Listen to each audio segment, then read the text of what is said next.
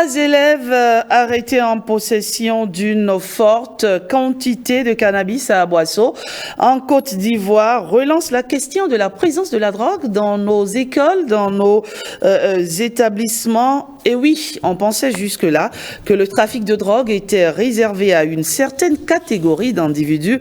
Mais non, le fléau touche désormais tous les milieux, y compris le milieu scolaire. Comment cela est-il possible? On en parle ce matin avec 2 invités. Arnaud Roisé, bonjour. Bonjour, Madame Biomon. Vous êtes psychologue, clinicien. Merci d'être sur ce plateau pour évoquer la question de la drogue en milieu scolaire. Exact. Et juste en face de vous, nous avons Justino Vieira, coach de l'entrepreneuriat. Merci, coach. Merci, bonjour à vous. Emma, téléspectateurs, bonjour. Alors, Monsieur Roisé, des élèves dealers, cela vous surprend-il? Pas du tout. Pas du tout, parce que le contexte dans lequel nous sommes aujourd'hui, que ce soit en Afrique ou au Bénin, le permet. Lorsqu'on parle des élèves dealers, c'est pas qu'ils sont devenus dealers du jour au lendemain. Du jour au lendemain, exactement. Voilà. Je vais faire mon analyse en partant d'un peu loin, d'un autre phénomène. D'accord. Le phénomène de Gaiman. C'est pas simple. Le gain facile,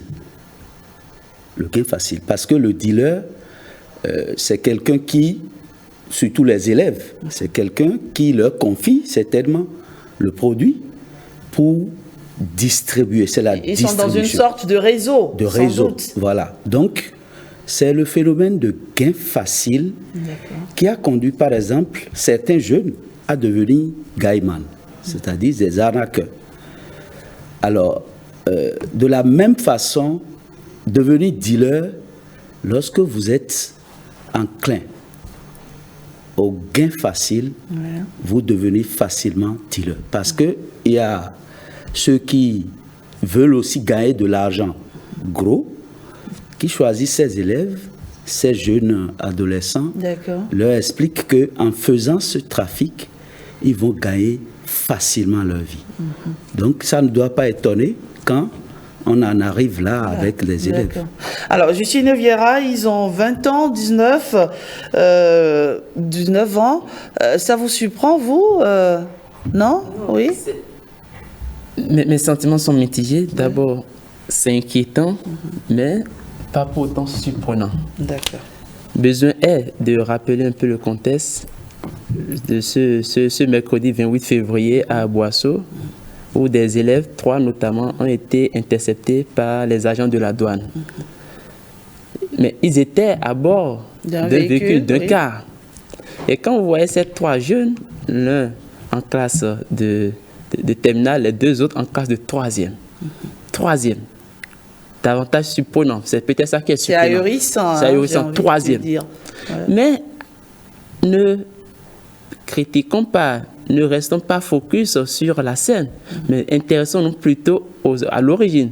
Quels sont les éléments qui ont pu se développer en temps dans notre société pour favoriser de tels comportements, de telle audace? Aujourd'hui, il faut reconnaître que la faible promotion de l'excellence, au profit malencontreux, au profit désastreux de la promotion des cancres, je m'excuse du peu, fait perdre les valeurs et consacre les comptes valeurs en valeur. Et les âmes sensibles, les esprits faibles sont influencés par ce qu'ils voient. Or, tout ce qui brille n'est pas de l'or, dit l'adage. À partir de cet instant, lorsque je suis séduit, je vois quelqu'un jusqu'à un passé très, très proche, n'est pas un exemple, est réprimandé par la famille, et à la limite même, je suis tenté de dire rejeté, pour dire ça ne se fait pas chez moi. Et il sort de la maison. Et juste 2 mois, 3 mois après, il revient dans une posture avec un standard social élevé, avec des signaux de succès vraiment surprenants, mais séduisants tout de même.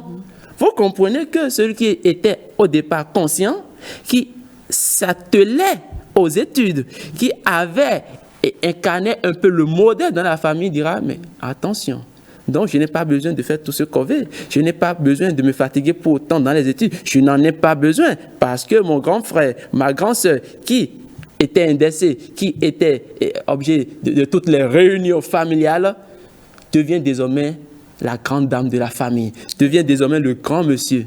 Et lui, il lâche tout son génie, il a son état de conscience, il a tout, et il retombe dans le même piège. Mais comment? En se retrouvant dans ces couloirs, dans les couloirs de la drogue, dans les couloirs du gain facile. Comme l'a dit comme M. Rosé. L'a dit M. Rosé, dans le couloir du gain facile. Donc voilà autant d'éléments qui séduisent, qui constituent des apparts. Mais en réalité, il faut revenir à un principe, la promotion de l'excellence. Première chose, réinvestir le sens de l'effort, la notion de l'effort, qui doit davantage prendre forme, qui doit davantage être promulguée, bien pas promulguée, mais plutôt prônée dans notre société. D'accord. Alors, Monsieur Ouezé, notre société renvoie-t-elle de mauvais signaux qui peuvent amener des élèves aussi jeunes, des enfants, j'ai même envie de dire, qui peuvent amener des enfants à s'adonner à ce jeu dangereux? Exactement. Notre société renvoie ces images dans la tête de nos jeunes. Je vais vous donner un exemple. Ce n'est pas pour stigmatiser la télévision. La télévision aujourd'hui est accessible à tout le monde. Mais il y a des programmes, des films qui sont passés sur les chaînes et qui font la promotion de la drogue. Je ne me rappelle pas de quelle chaîne, mais j'ai suivi une séquence d'un film, c'est une chaîne africaine, et c'est un film africain, où c'est une dame qui est chef gang. Je dois me rappeler, ça doit être un film ivoirien. D'accord. C'est pas pour rien que, c'est pas par hasard que c'est en Côte d'Ivoire déjà qu'on a retrouvé. Et c'est elle qui distribue à ces jeunes, à des jeunes, la drogue, ils vont vendre et viennent lui rendre compte. Je crois que le film continue de passer sur la chaîne. D'accord. Alors, en envoyant dans le subconscient des jeunes, des films du genre, qu'est-ce qu'on leur enseigne? Parce que dès que vous êtes devant l'écran et vous voyez comment ça se passe, même si c'est pour éduquer, j'allais le dire, parce que ces films, généralement, à la fin, on se rend compte que la chef gang a été arrêtée. Mais, en voulant éduquer, il faut savoir quelle image envoyer. Lorsque un jeune suit ce genre de film, par exemple, mais il est tenté de dire, moi, je peux faire mieux.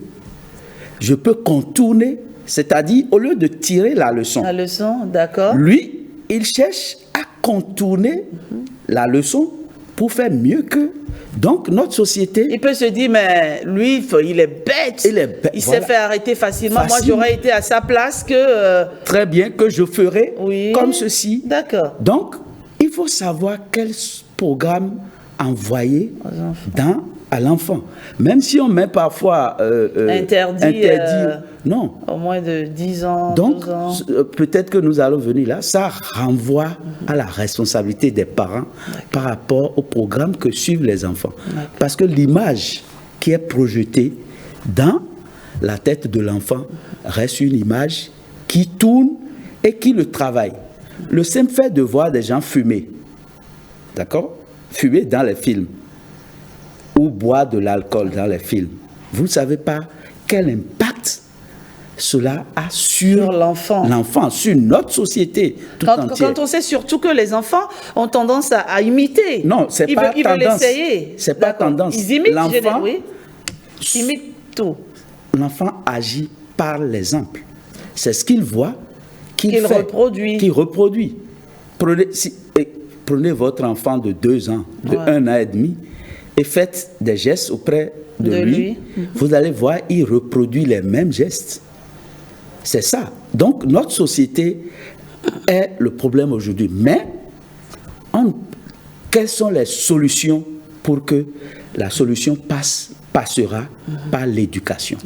Et l'éducation, ce n'est pas seulement à la maison. L'éducation à travers les chaînes. Aujourd'hui, nous avons accès aux réseaux sociaux. D'accord? Les réseaux sociaux, c'est ouvert à tous. Tout le monde. Alors, les parents, les éducateurs, dans tous les secteurs, doivent aujourd'hui se donner la main pour lutter contre ces fléaux et savoir quoi envoyer comme image, comme comportement. Parce que c'est un problème de comportement aussi. C'est un problème de comportement.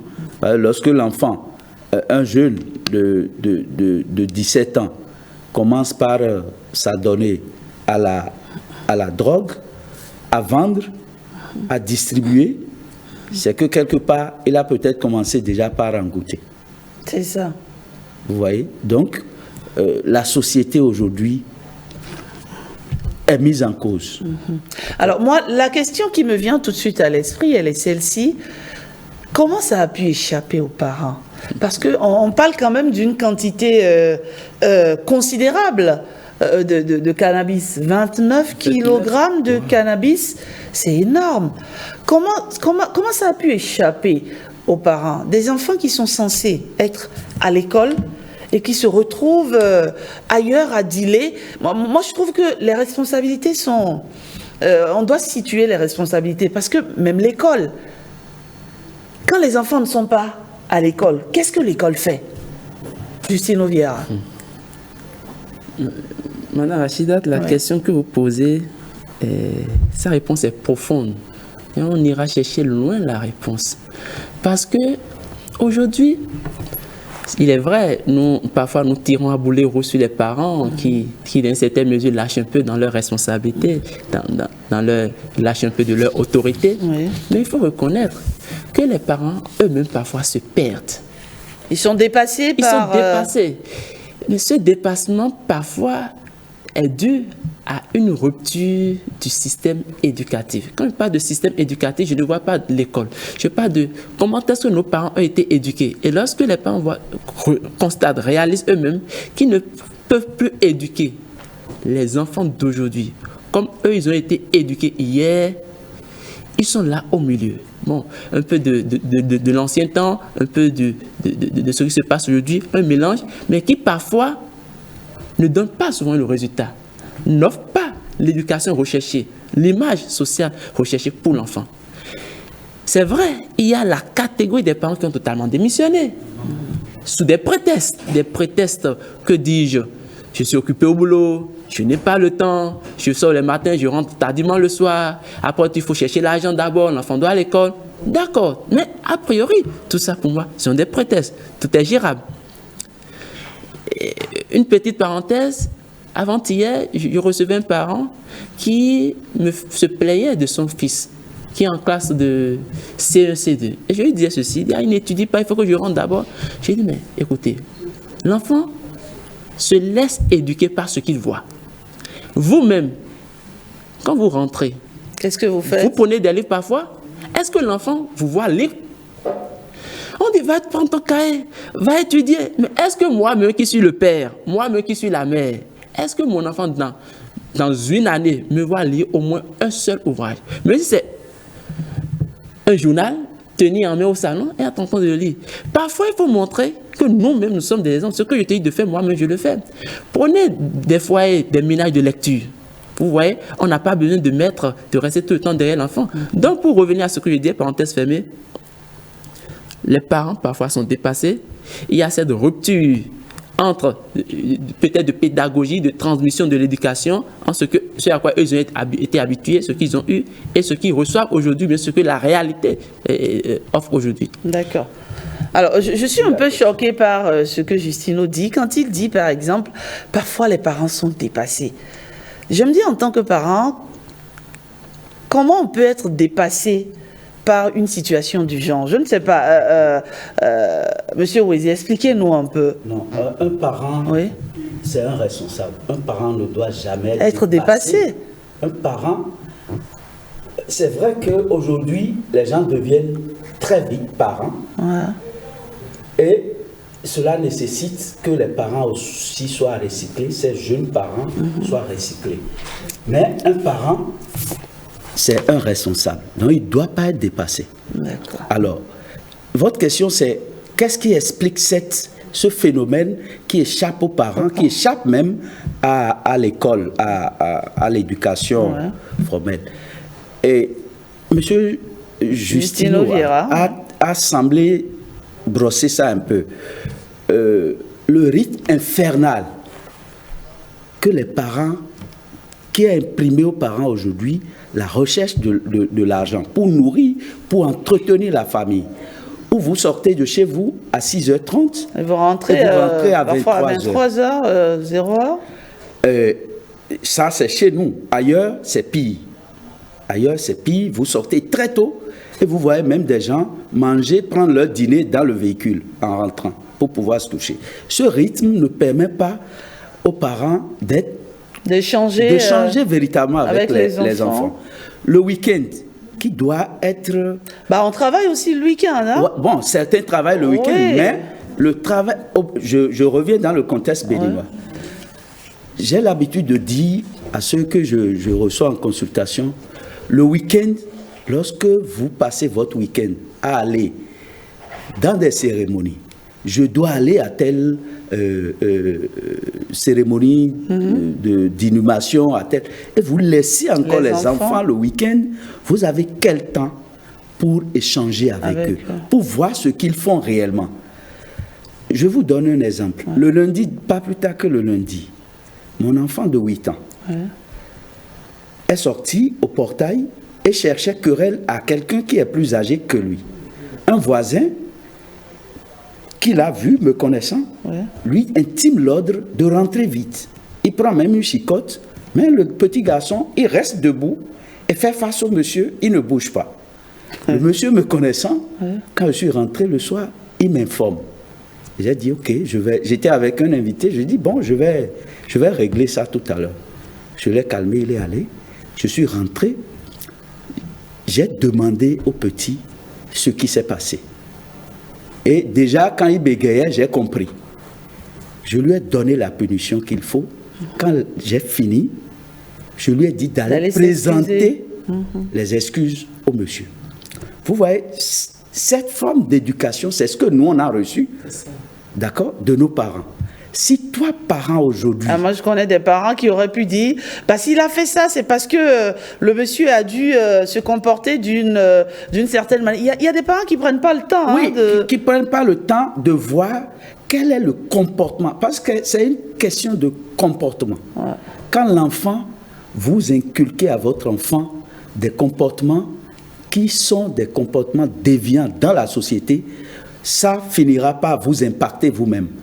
Et là, vous ne pourrez plus le contenir en tant que père, en tant que mère.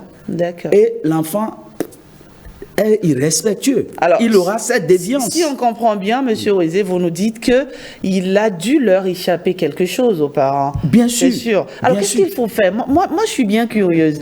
Est-ce qu'il faut fouiller dans les affaires de son enfant, par exemple? Parce qu'un enfant qui deal, j'imagine peut-être qu'il en ramène peut-être à la maison. Je ne sais pas, est-ce qu'il faut fouiller dans les casiers, dans les affaires de son enfant pour voir... Déjà dans le comportement de l'enfant. C'est à partir du comportement de l'enfant.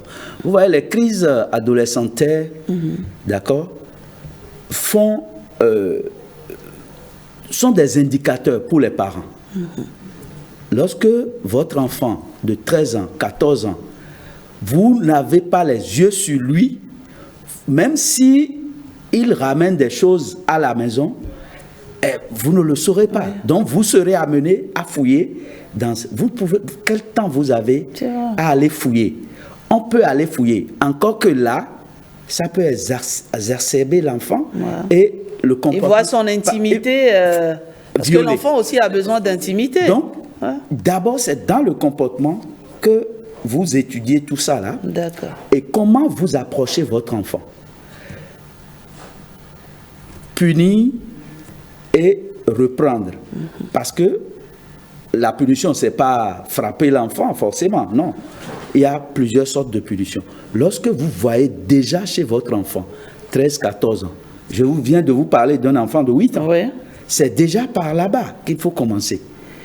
Vous n'allez pas laisser venir à 19 ans et commencer par fouiller dans ses affaires. C'est déjà un grand garçon. Il peut vous Bien sûr, agresser. bien Hein. sûr. Quand il est déjà dans ses stupéfiants, il peut avoir un comportement déviant à votre endroit. Donc, c'est l'échange que vous avez avec vos enfants.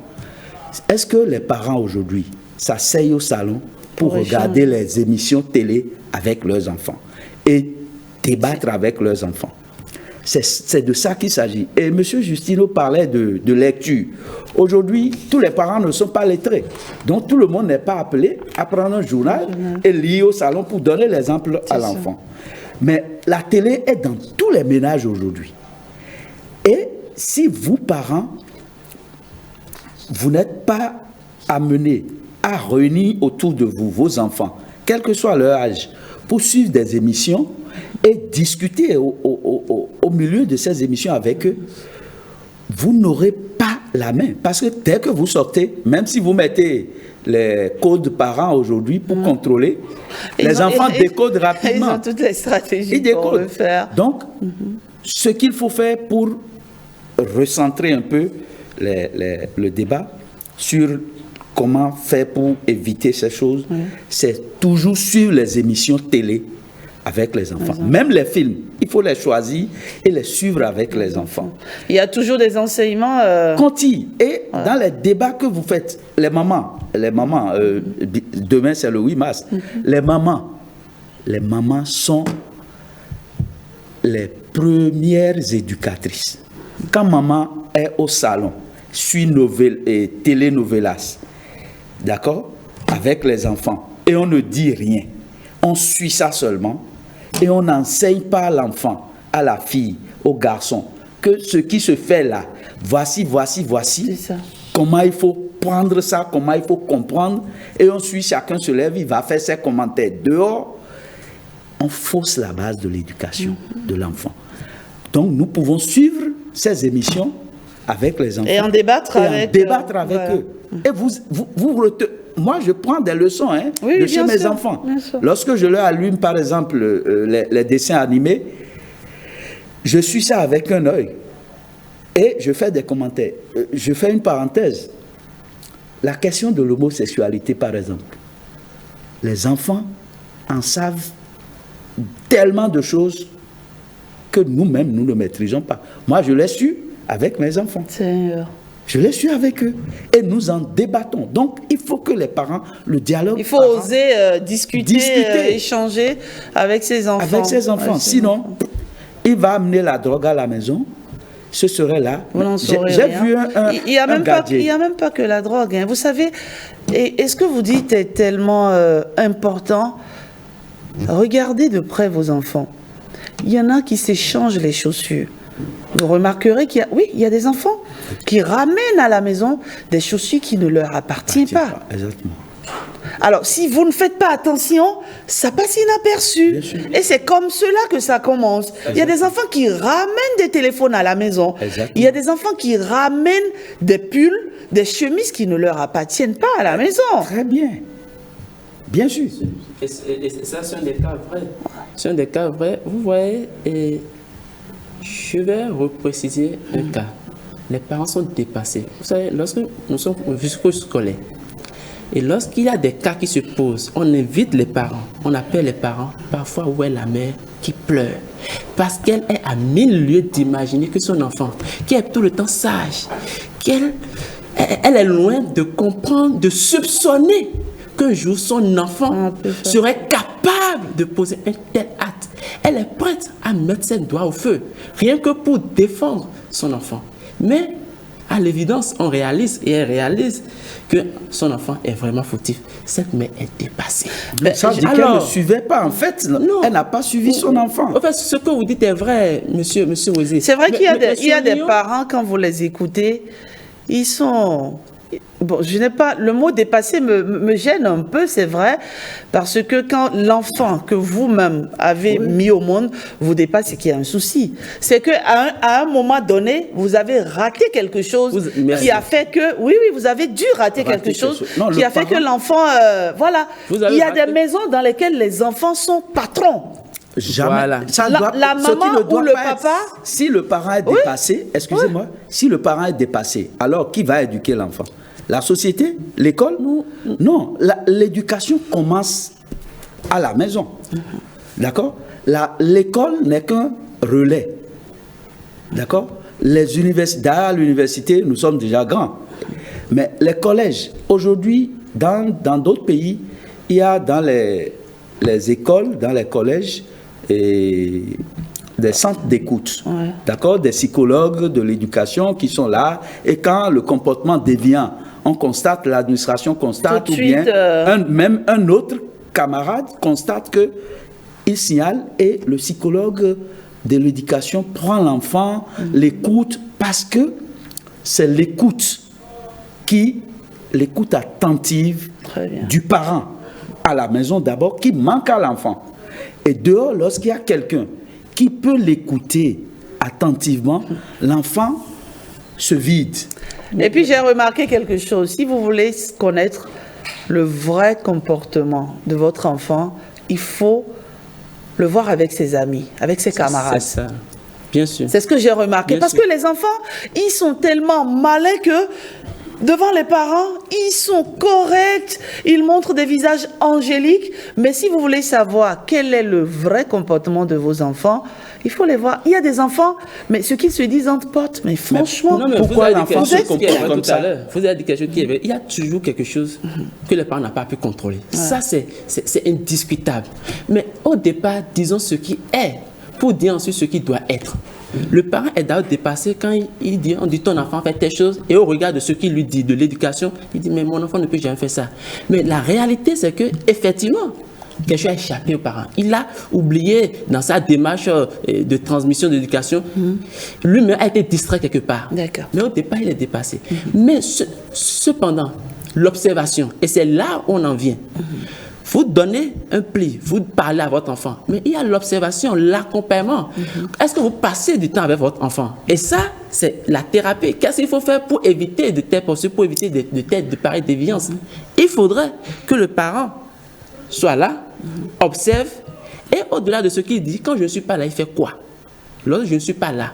Et vous venez de dire quelque chose qui est vrai, l'environnement de l'enfant. Dans son environnement, qu'est-ce qu'il incarne? Qu'est-ce qu'il dégage? Qu'est-ce qu'il reflète? Quels sont les propos que cet enfant tient? Donc voilà autant d'éléments à prendre en compte. Alors, on va... Excusez-moi, nos enfants sont jetés en pâture aujourd'hui par les parents. C'est les parents, les enfants. On dit un enfant. C'est pas pour rien qu'il y a une panoplie de droits pour l'enfant. Nos enfants sont jetés en pâture. Lorsqu'on dit que le parent n'échange pas avec son enfant, quelle éducation il va donner à l'enfant? Un parent, c'est sûr. Lorsque vous dites à votre enfant, ça fait ton problème. Moi, j'ai déjà mis ce qu'il faut. Je t'ai déjà mis à l'école. Tu fais de ta vie ce que tu veux. Vous jetez l'enfant en pâture. Et dehors, les gens vont récupérer. Ceux qui leur confient le cannabis, les différentes sortes de drogues, recrutement. Voilà, ils vont les récupérer. Vous avez dit, l'enfant à la maison, il est taciturne, il est correct, mais dehors, quand vous commencez pas à voir votre enfant, faites trop le sérieux, appelez-le, dites-lui, toi, tu es trop sérieux aujourd'hui, hein, c'est quoi, tu as quoi? C'est ça, il faut détendre l'atmosphère avec les enfants, même les plus petits. Même les plus petits, détendre l'atmosphère. Alors, des enfants dealers, oui, mais des enfants aussi qui consomment la drogue, qui en consomment dans nos écoles. Et donc, on va parler un peu des conséquences de la consommation de la drogue sur les élèves. Alors, Monsieur Ouézé, vous qui êtes psychologue, clinicien, j'imagine que des cas, vous en rencontrez. Quelles sont les conséquences qu'on peut énumérer? Oui, des cas, il y en a, et nous suivons tous les jours. C'est toxicomane, parce que les conséquences sont désastreuses. Quand nous prenons simplement le cannabis, quelqu'un qui fume le cannabis, c'est qu'il détruit déjà une bonne partie de son cerveau. Ah oui? La cigarette simple, le tabac. Mais je ne vous coupe pas la parole. Il y en a qui pensent qu'il y en a qui disent que quand ils prennent le cannabis, par exemple, ils réfléchissent, ils sont, oui, c'est-à-dire ils deviennent illuminés, en fait. C'est hallucinogène. Donc, ça vous amène à halluciner, à voir, c'est-à-dire plus grand, ce qui est tout petit.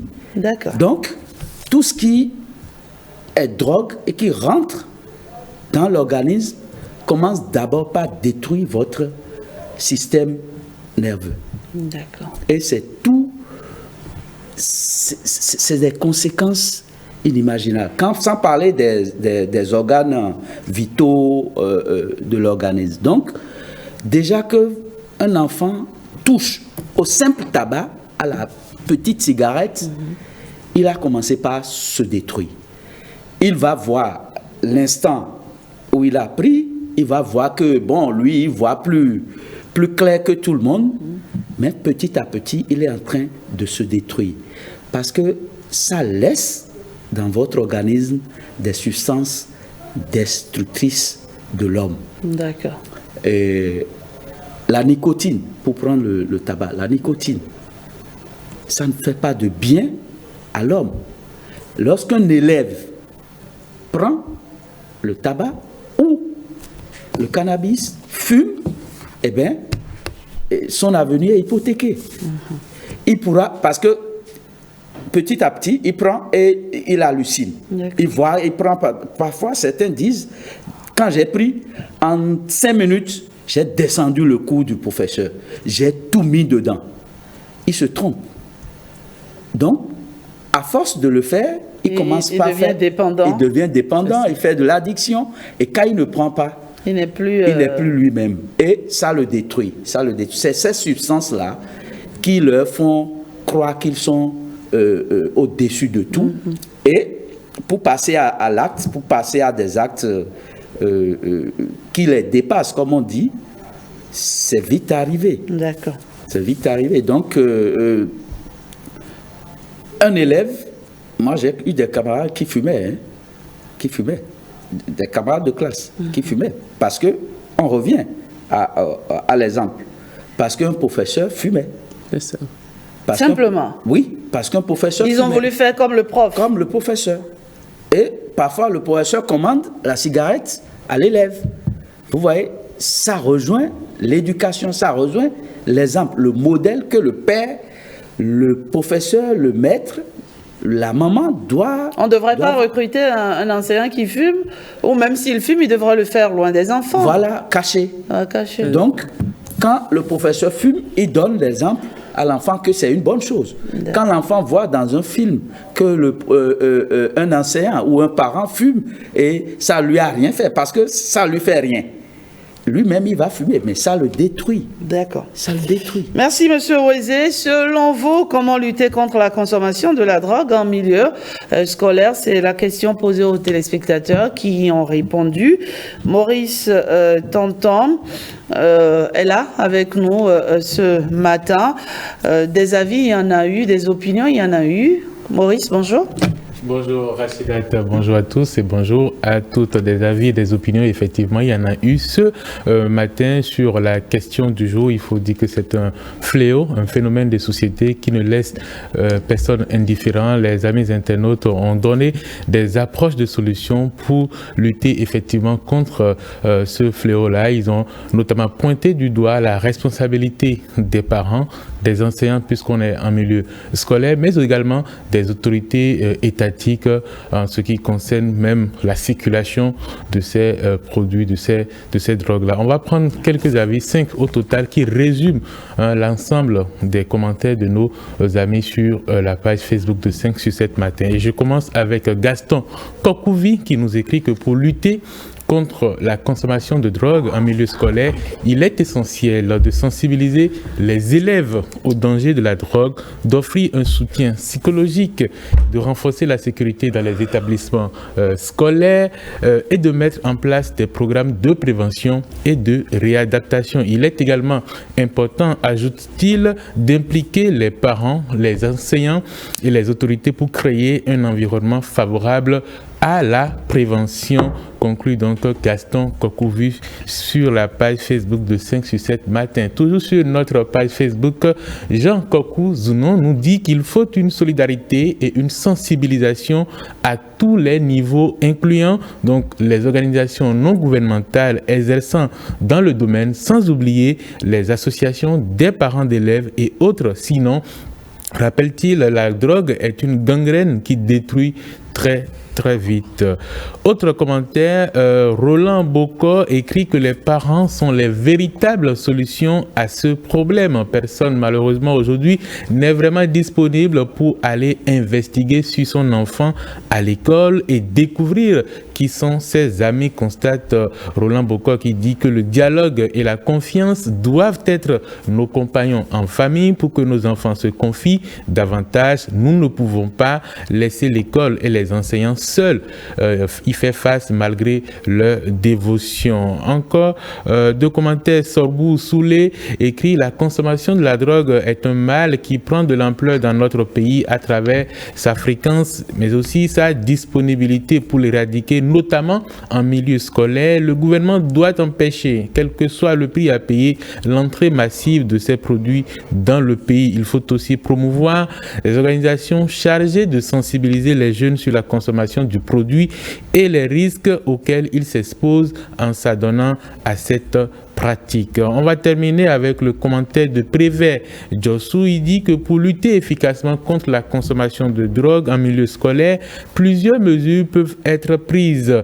D'abord, l'éducation préventive fournit donc une éducation à la santé et à la prévention aux élèves sur les risques liés à la consommation de drogue. Ensuite, l'identification et le soutien aux élèves en difficulté. Il s'agit donc d'identifier, de soutenir les élèves qui présentent déjà des signes de consommation de drogue. Et enfin, mettre en place des politiques strictes, établies donc et appliquer des politiques strictes contre la consommation de drogue en milieu scolaire. Voilà donc en quelques commentaires ce que nos amis internautes ont pensé de la question du jour.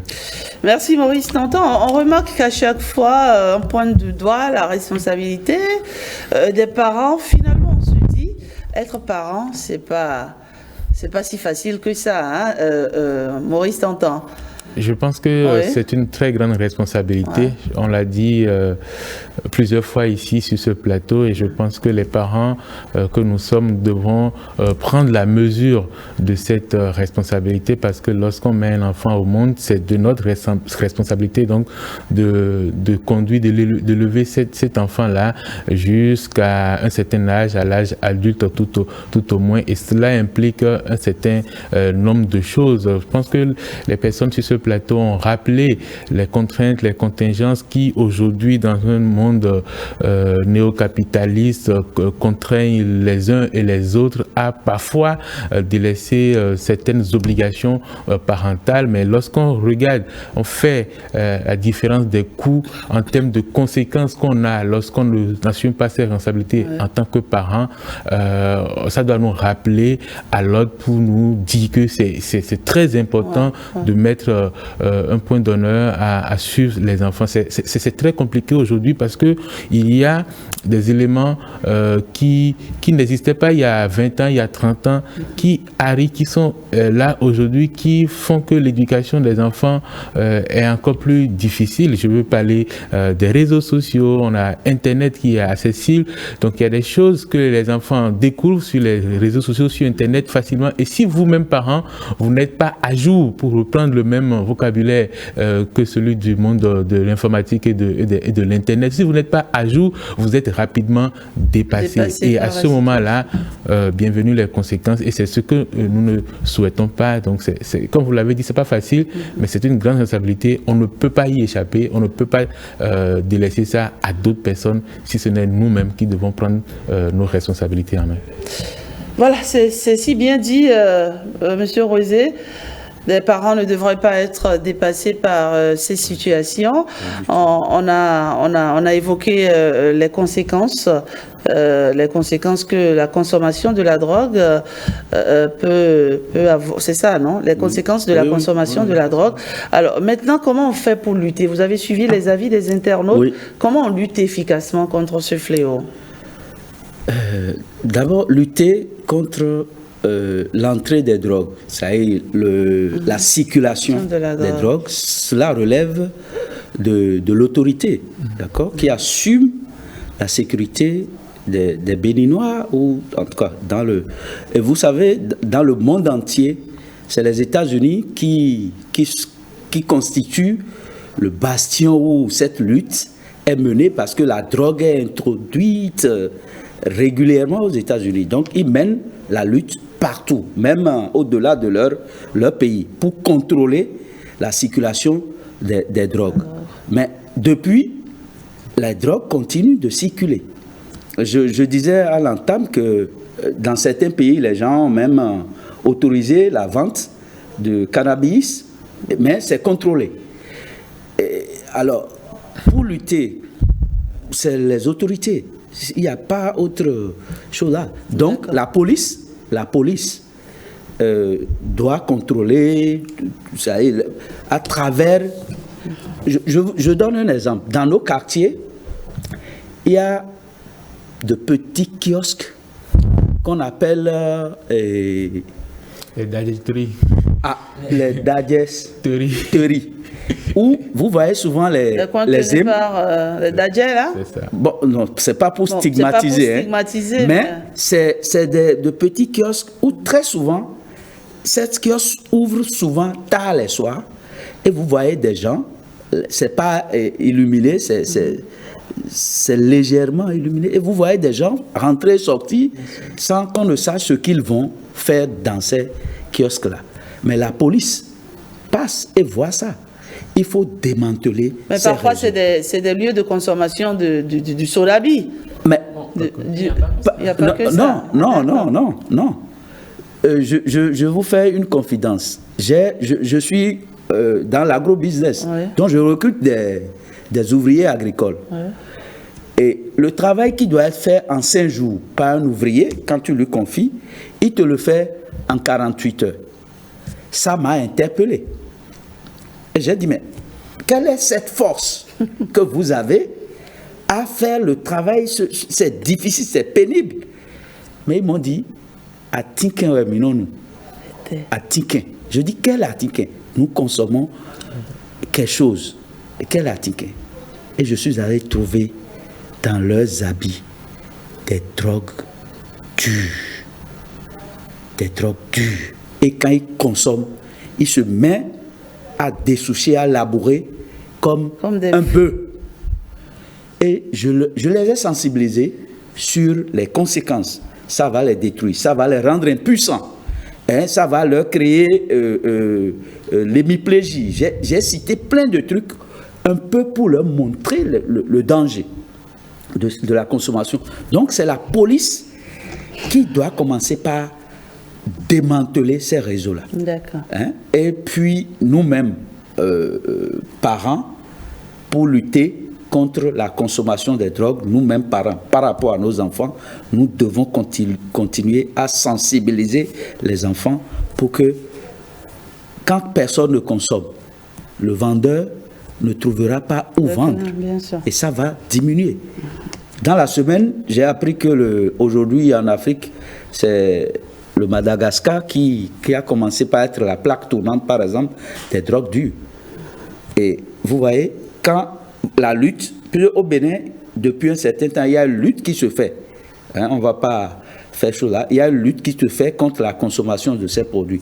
Et l'autre chose, je l'oubliais, pour lutter efficacement, parce que les causes, on n'a pas parlé des causes. Lorsque le taux de chômage dans un pays est élevé, l'oisiveté. Qu'est-ce qui cause la consommation? L'oisiveté. Le jeune qui est là, 18, 19, 20 ans, et il n'a rien à faire. Non, mais on parle des élèves. Oui, non, des Ils sont élèves qui ont 20 censés, ans. Qui ont 20 ans. Ils sont censés juste apprendre Madame, oui? je me suis même posé, est-ce que c'est parce qu'ils sont en tenue kaki qu'on a dit que c'est des élèves?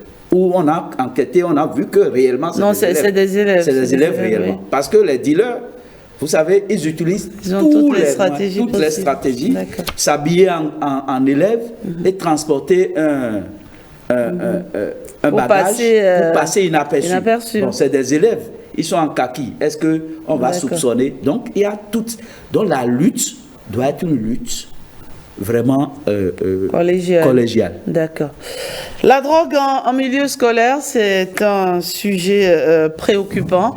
Il faut le dire. Maurice, t'entends? Merci. Merci d'être passé. On va se retrouver demain. Oui. Demain, c'est vendredi, c'est la journée internationale de la femme. Et donc, ça va être un plateau aux couleurs de la femme. C'est bien cela, n'est-ce pas? C'est vous qui décidez. Non, mais nous sommes une équipe. Absolument. Vous donnez le là et on suit. Allez, merci de nous avoir suivis. Justino Vieira, votre mot de la fin? Mon mot de la fin, c'est demander aux parents de prendre de façon particulière leurs responsabilités à cœur. Et davantage de ne plus rester dans l'éducation mécanique, mais d'intégrer l'enfant, l'amener à être au cœur de sa propre éducation, l'impliquer. Ça permet d'avoir l'auto-responsabilité. Ça permet à l'enfant, puisque là où l'enfant est, vous n'êtes pas là, quelque chose commence par vous échapper déjà. Mais vous ne savez pas ce qu'il est en train de faire. S'il est en ville, à l'église, en tout cas n'importe où dans la société, au nom de l'auto-responsabilité, il peut se défendre, mais le préalable, soyez avec lui, soyez son ami, comprenez-le et inculquez-lui les bonnes valeurs avec toutes les pédagogies qu'il faut. Merci. Moi, je m'adresserai plutôt aux enfants. Aux enfants qui auront l'occasion de suivre cette émission. Je leur dirai que tout ce qui est drogue, tout ce qui est stupéfiant, détruit la vie. Quelle que soit la dose que vous consommez, que ce soit l'alcool ou les tabacs, les drogues dures, tout ça, ça détruit la vie. En dehors de ce que les parents apportent aux enfants, il faut que chaque enfant commence par comprendre que son avenir n'est pas dans le gain facile, n'est pas dans la consommation des drogues pour se sentir bien. Et qu'il faut qu'ils se confient beaucoup plus à leurs parents. Je vous remercie. Merci beaucoup. Allez, on se retrouve, on va dire jeudi prochain pour un autre thème. À présent, on va aller au sport. Blaise Adanko va nous retrouver dans un moment pour toute l'actualité sportive de la semaine.